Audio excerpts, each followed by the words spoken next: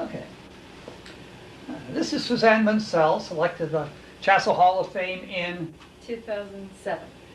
Good, I'm glad nobody asked me that. 'Cause I couldn't tell you. Okay, we want to start at the beginning. Where were you born, and did you have any high school speech experience? If so, what, and all that good stuff. Okay. I was born in Pomona, California, and my dad's a prof, or he was a prof at Cal Poly Pomona in aerospace engineering, and my mom's a housewife. And I went to Pomona High, and we didn't have any kind of speech program there, so I never competed in high school. And I was probably going to be more like going into publishing, I think. I spent a lot of time in high school yearbook, Okay. and so that kind of thing. So that's, I think early on that was going to be my career choice. And college took you? UC Irvine. And I You was didn't get it very far away, did you? No. In fact, my dad wanted me to go to Cal Poly, but that was a little too close. But I was the only child, and so you know, it was kind of one of those. I wanted to be away from home, but not too far away. So Irvine was a good choice for me, and had a really strong English program. That's What about speech there? Anything? They had nothing there, and I didn't compete either. In fact, the last speech class I took was in 8th grade. Oh, self-taught. Yeah, Okay. basically on the job. Yeah. Okay, so what kind of things were you involved in high school and college? You say you were in the yearbook. Right, yearbook. I was a yearbook editor. I was your prototypical nerd. I was co-valedictorian in my class, and it was involved a lot with foreign language. I took 4 years of French, and I was almost going to go that way too, as far as academically. So English, French, like physics club. I was just a really big nerd. Did you start teaching right out of college? Just about. I did my bachelor's in English at UCI, and then I was in their doctoral program for almost a year. And I found that the research, I was awfully young to do that. I was like 23, and I'm competing with people who are in their late 20s, early 30s. And I found I didn't like the research, but the good part was I got a chance to teach. I was a graduate teaching assistant, and so I was teaching kids that were just freshmen taking remedial English. And so I found that teaching was what I really wanted to do. So I dropped out of that, and I went to a credential program. So I started teaching when I was 24. So. Okay. Yeah. Now, were you one that got your first teaching job when you agreed to do speech? Yeah, yeah. In fact, I started coaching speech when I was a student teacher. The thing was, I was student taught at Corona Del Mar High School, and one of my master teachers, Glenda Ballinger, was the speech coach there. And I didn't know it at the time. I didn't even know what speech and debate was, but apparently Corona Del Mar was very strong in policy debate, I don't know, back in the 70s, 80s, I don't know. But anyway, and so she was the coach there, and it just happened the year that I came on as their student teacher, she wanted to give it up because she was divorced and she had a couple teenage boys that needed her attention. So they offered it to the whole faculty. Nobody else was stupid enough to take it, and I was kind of a starving student teacher. I felt very bad that she had a lot of seniors that she'd had for 4 years, and I felt really bad the fact that you know, that if it had been the football coach, they would have, you know, definitely found a coach. But for these kids who were so academically oriented, there was nobody to do it for them. So the kids were very persuasive and basically told me all I had to do was sign forms. And for that, I'd get the princely sum of a $1,200 stipend. And so when you're a student teacher and you're not getting anything, I said, I'm down, I'll do it. And then as soon as I signed on the dotted line, they said, oh yeah, and by the way, you have to take us to these Saturday competitions that go on for 14, 16 hours. And I'm like, oh my gosh, what did I get myself into? So I very much was very clueless when I started coaching. I had no idea what I was doing. The kids knew more than I did. So you started at Corona Del Mar. How long were you there, and then what? The thing, I was there as a student teacher, and then when I came out, there were no jobs to be had at all in Orange County or Southern California. So my first teaching job was in Lancaster at Antelope Valley High School, and I lasted a semester there, and it was a very difficult first teaching job. I broke up 8 fights in my first semester, and little bitty me not knowing what the heck I was doing. And so I kept in contact with my master teacher at Corona Del Mar. There was a long-term sub position that opened up in second semester, so I picked up and I broke my contract, and I went back to Corona Del Mar as they wanted somebody to continue with the speech, and I was, I guess, better than nothing. So they tried with somebody else for a year, and it didn't work out the year I was gone. So so that I did the long-term subbing, and then I got a probationary position there. I was there 3.5 years, and I got laid off. It was a reduction in force. 50 teachers got laid off, and so that's how I ended up at Esperanza High School. You've been there And for I've been how long? there. It's my 22nd year, and I'm still there right now. Oh, okay. All right. I Yeah. would indicate on the tape here we're recording in September of 2009 Right. for somebody who may see this 20 years from now. Yeah. Okay. Over all this period of time, I know you've had many students that have many successes, and you can define success any way you want to. Okay. What stands out? Who are some, and what are some of the successes along the way? I'd say my kids fall on kind of two different tracks. I obviously have had students that have done incredibly well now that I've longitudinally been at the same place for 22 years, so I'm starting to teach younger siblings. Have not taught the younger children of the children yet, so but Keep going, it'll come. Yeah, exactly. It'll come. Yeah, so but you know, I've had kids, you know, I have dozens of lawyers, you know, that I always, you know, kid the fact is that I could probably break any law and have a dozen lawyers bail me out. So, you know, I've had students that they've worked for Attorney General in Ohio and State Department and different Justice Department, that kind of thing. So I've had that kind of, you know, success that they've done a lot of high banking, you know, financiers and doctors, all kinds of stuff like that. So career-wise, I've had a lot of kids that have done quite well. But the things, I guess the ones that are more special to me are just the ones that had kind of an epiphany and the way they turned their life around kind of thing. Like I had one student that, you know, was bullied all the time and didn't have a home, and that, you know, he found a place with us, and he could have so turned a different direction, but he found the speech program, and you know, that he graduated in '92. He still comes and judges for me, I'd say 15, 20 times a year. We carpool together, we've become good friends, and, you know, he never won a thing the whole 4 years. You know, he really struggled to communicate, but he got the right things out of speech and debate. So to me, he's Those one are of my the big successes. Yeah, that's my big success. Also ones that are, like my assistant coach right now that wants to go into teaching, to me that's really special too, and to carry on as far as speech education. Those to me are Have you very had successful. Opportunities to have any of your ex-students become speech coaches? Not yet, but my assistant Besides coach this is, one, yeah, maybe. he's the one right now that I'm focusing Good. on. So. With all these kids doing all these things, what can you remember from special state tournaments, or even national tournaments for that matter? Any little things that stand out in your mind about Gosh. state or national tournaments? I would say the most memorable state tournament was obviously the one in San Jose during, what was that, '92 with the riots, I guess.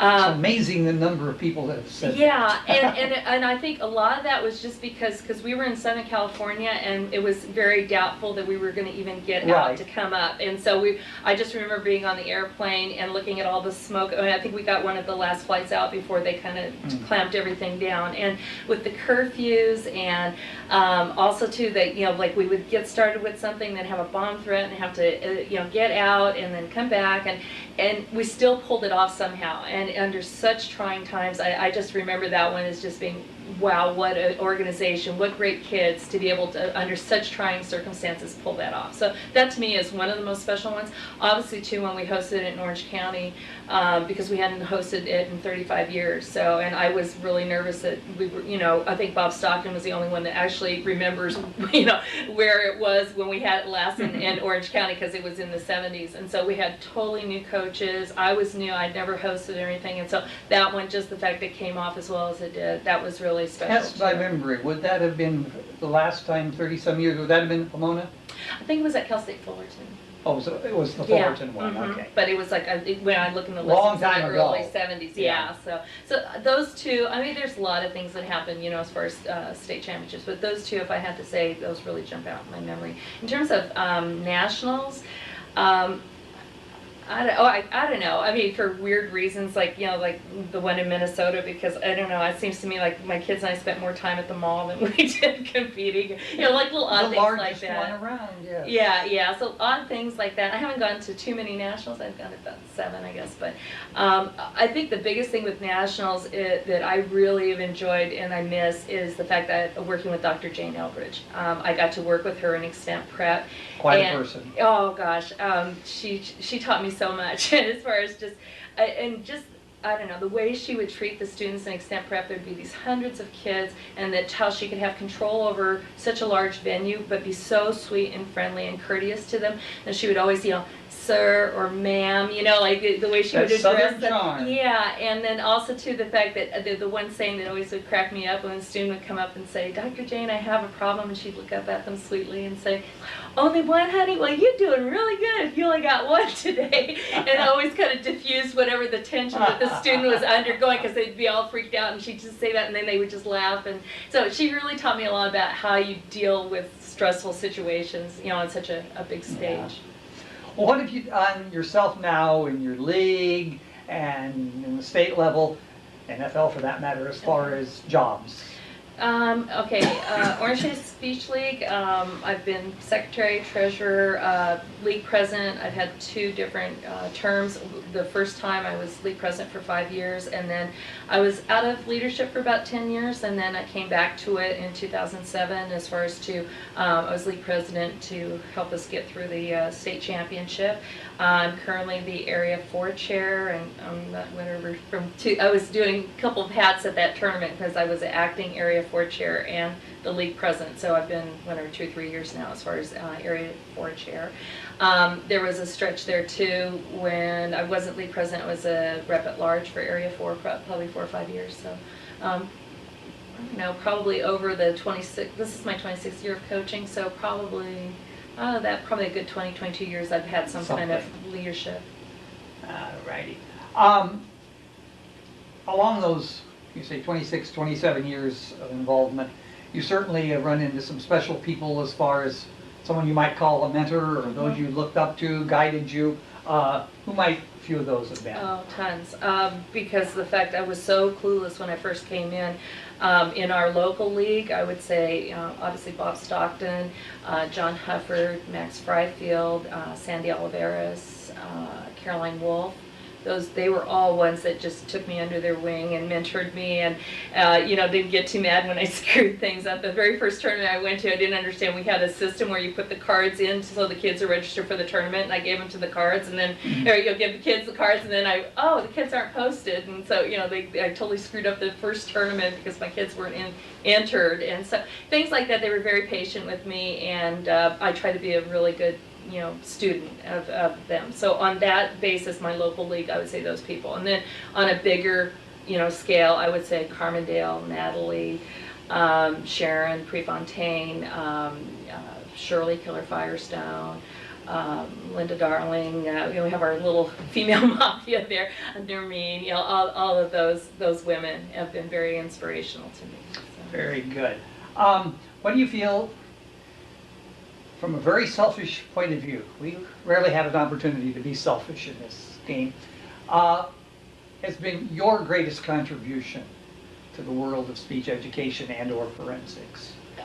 Yeah, to me, it's really hard to do that, say something, because I've never been that kind of person. I guess the biggest thing is that I'm just kind of a worker bee behind the scenes and service and just, trying to make it better.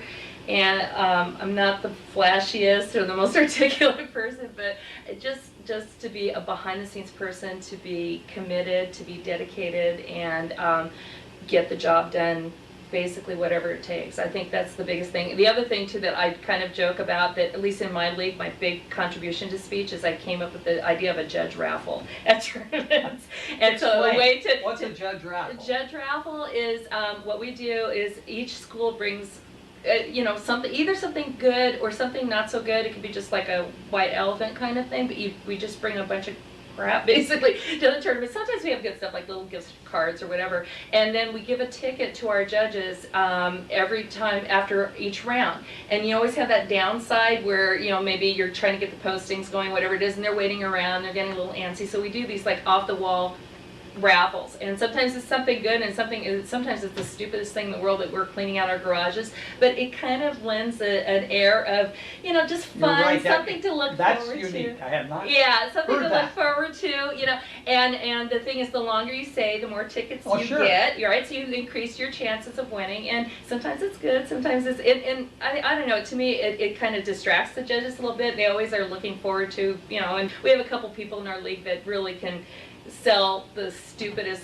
things, like, you know, banana hangers and, you know, just off the wall things, and they could really make the, you know, the judges get all fired up for it, and it's just a big goof and a big joke. But I got that idea when I was facing the idea of, oh my gosh, how are we going to find 100 or 200 community judges? So we did that the year leading up to our state championship, and I think that helped for people to come, even though we didn't do the raffles at state. It was kind of like, oh, these are those fun guys that, you know, I got a gift card from or whatever. So that's a local, my little local legend. But What do you feel, and this is a question we've asked everybody, after all the years of what you've witnessed, what changes do you see that have happened that might have been an improvement, or maybe some things that have happened that you don't think are so good? I would say, I hate to, and I'm going to get yelled at. No, who knows who's ever going to see that? I know, really. The direction I think the debate has gone into, and especially policy debate. Amen, hallelujah, It makes me very sad, because, again, based on I never debated before or whatever, but when I first started coaching, I understood enough of the basics and the 5 voting issues that I could coach, and that the kids could be decent debaters. It wasn't so evidence-based. You didn't need to go to camp. You didn't need to have $1 million to do it or whatever, and that you could just, you know, just on your basic logic and reasoning, that kind of thing, and communication. You know, they didn't go 1,000,000 miles an hour. I hate, you know, my kids first started off with the little recipe cards and little ox boxes and that kind of thing, and I don't know, I thought it was a pure kind of debating at that point. I think policy debate in its, you know, essence is one of the best events, but where the direction has gone to now, it makes me sad. I don't run policy debate teams anymore, and I had one year the 3rd place team at state. So just because of the direction, it's too hard to get novices started in it unless you have a ton of money and a ton of assistant coaches, and, you know,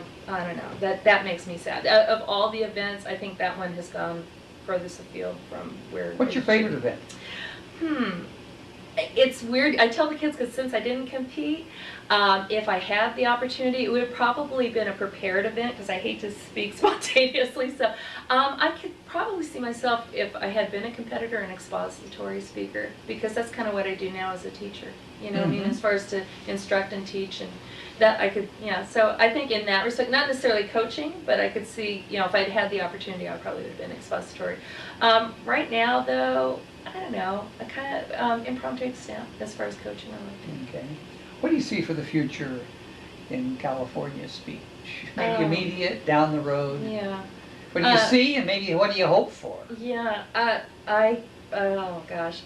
I'm very concerned about the way things are going, and it's not so much what we're doing, but just kind of the outside world, with, you know, budget cuts, and, you know, the emphasis on high stakes testing. That I had a principal that basically said, if it's not on the CST or on the KC, you better really question why you're teaching it. And speech doesn't neatly fit into a paper and pencil assessment, and so I'm just very concerned the fact that we're having such a narrow focus on what we think an educated student is, that we're cutting them off of these really valuable life skills that they need to have.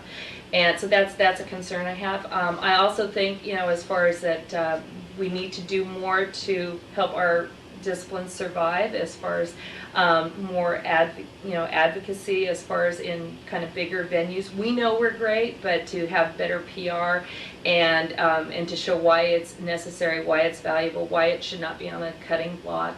And also that it's not just the competition, but also in terms of curriculum, that kind of thing. You know, in my dream world, we would have a graduation requirement like Texas does. In my dream world, we'd have a credential for speech. In my dream world, we'd have an AP speech. You know, all of these things, you know, as far as that you know, to help us survive. I've seen the direction that like the fine and performing arts people have gone, and you know, having it as a college entrance requirement, that kind of thing, and that's helped them to survive. And so I think we need to go in more of that direction. Competitively, I'm concerned about the kind of the rise of the mega teams, and again, and it being kind of more exclusive and, dare I say, like elitist, you know, in terms of that, you know, a lot of teams, again, that it's just sad that it's becoming more and more a function of money, you know, kind of a function of how many assistant coaches you have and this kind of thing, and that I worry about the smaller squads that are struggling to survive. And I look back that if the conditions were like this now, I don't know, as someone, you know, just having no clue the way I first started, if I would have survived, if I would have kept coaching, I think I would have gotten very discouraged as far as that, you know, that I couldn't, you know, kind of get it together and be able to compete on the same level. So that concerns me. The last thing I would say is about new coaches and retaining of coaches, and just how we treat ourselves in terms of wellness and having life balance kind of thing. As I get older, you know, you keep wondering, as far as, you know, you do want to make those sacrifices, but you realize it comes at a cost. And, you know, as I see colleagues get ill and, you know, and die even, and all this kind of thing, that I think sometimes that we go, you know, too much, you know, in terms of that we need to keep that kind of balance in our personal lives too. So. Excellent thoughts. So in conclusion, maybe I didn't ask something you'd like to comment on. So here's your chance. My final shot. Anything that wasn't said that you'd want to cover, or something more on your philosophy, or a pet peeve, or just anything to add? Okay. Well, one thing I just realized, the fact is I'm going to be like these gals on the Academy Awards, and then they don't think their husband. My husband Greg has obviously been a huge part of my life, and I always tell the kids, as far as if nothing else about speech and debate, you might find the person that you're going to marry. So, because that's what happened. Did to me you meet Greg through speech? Right.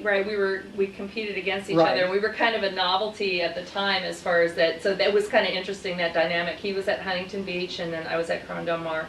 And so that's how, you know, you spend all these Saturdays together, and so, you know, that we had that kind of thing to bring us together at first. And so even though he's not coaching now, he's so supportive, and he just inspires me in so many ways, you know, to keep going. A lot of times I'm the one that'll threaten and say, oh, I can't do this another year, and he says, but look, you know, you won't be happy if you don't you'll do it. So yeah, to have somebody like that is really a special. Firsthand, you can't make it for a long period of time without the supporting spouse. Right. I mean, it just absolutely has to be. Exactly. Because again, of all the time that's involved and so on, you know, as far as just to have that support is just tremendous. You got to have that. So I would be remiss if I didn't say anything about Greg. Also, just, I don't know, when you're saying as far as philosophy, I think the biggest thing with me, and I don't know, it sounds cliched, I want my students to be successful and, you know, and do their best and fulfill their potential, but again, sometimes I think we get so wrapped up in the competition and the trophies and that kind of thing, we lose sight of what it is we're really trying to accomplish. And to me, you know, I always, like my little philosophy or whatever, that it's like to develop knowledgeable, articulate, ethical kids. And that to me is the fundamental thing. And then if they win stuff or don't win stuff, that's kind of icing on the cake. But that's why I really enjoy my coaching. I get to know them on a closer basis than they just, you know, 38 kids that file in for English one period and then they leave, and another group comes in and they leave, and I don't get to know them as well as individuals the way I do with speech kids. To be able to follow them for 4 years, and even their siblings and their families, and, you know, I just to be a special part of their lives, that to me is the most meaningful thing about coaching. You know, to be invited to the weddings and getting the baby shower, you know, invitations, and the graduation announcements, and just the random emails, you know, telling, you know, like what's going on, and it just cracks me up too sometimes, a little email, do you remember me? And it's like, I remember every last one of you. Oh, absolutely. You know? Yeah, you know, but they're always so Absolutely. shocked about that, and it's like, no, you have no idea the fact that, and the other part too is that to me, it keeps me young in the sense of at least my outlook as far as, because for all the stuff that I think I teach them, they teach me as much, if not more, and keep me kind of as engaged in life and as a lifelong learner. And that to me is really important too. So those are kind of, if you want to say a philosophy is, obviously, we've been successful, we've been very blessed with great kids at Esperanza, but that's the key thing that, at the end of the day, that's, what I want to see. Again, a lot of kids that I've had that were not great shakes as far as, competitors, but have done wonderful things, not only with their lives, but just their personal development. To have us, I'll end with this one story, I think that kind of illustrates what I'm talking about. And this one student was so shy, and I could totally empathize with her because, again, I have my issues with public speaking too. I'm still, fighting that. But the thing is that she was so shy, she couldn't even practice in the same classroom with me. That she would have to go next door, and I could hear her through the wall, but she wouldn't even practice. And I don't think I'm the most, intimidating, scary person in the world, but she was so shy and so scared.